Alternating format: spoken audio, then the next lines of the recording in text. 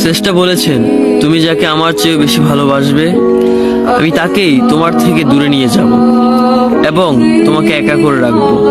তিনি আরো বলেছেন, কখনো বলবে না তুমি তাকে ছাড়া বাঁচবে না, তবে তাকে ছাড়া আমি তোমাকে বাঁচাবো এবং পিছনের অনুগত সব আবেগ পুড়িয়ে নিয়ে তোমাকে দিব্যি সামনে নিয়ে যাব।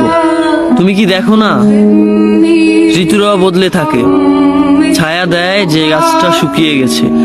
তোমাদের ধৈর্য হারিয়ে যায়, কিন্তু তোমার চেষ্টা ধৈর্যশীল এবং পরম দয়ালু। সেই ঝরে যাওয়া পাতার ঢাল থেকে আবারও সবুজ পাতা গজায়। তুমি দেখো না তোমার চেষ্টার নিদর্শন? যে মানুষটাকে তুমি নিজের অংশ ভাবতে, সেই মানুষটাও একদিন অচেনা হয়ে যায়, তোমার মন ভেঙে যায়। এমনকি তোমার বিশ্বস্ত বন্ধুরাও স্বার্থ পুড়িয়ে যাওয়ার পর বিশ্বাসঘাতকে পরিণত হয়। তুমি কি তা দেখো না?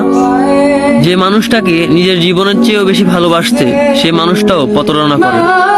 তবে তুমি কেন চেষ্টার বিমুখ হয়ে মানুষকে ভরসা করো?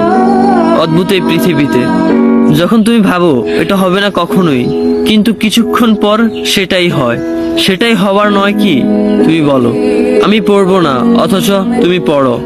তুমি বলো আমি বিরক্ত হব না, অথচ রোজ তুমি বিরক্ত হও। এবং সবচেয়ে বিচিত্র বিষয় হলো, তুমি বলতে থাকো আমি মরে গেছি, অথচ তুমি বাঁচো। তোমার চেষ্টা তোমাকে বাঁচায়, তোমার চেষ্টা তোমাকে বাঁচিয়ে রাখে।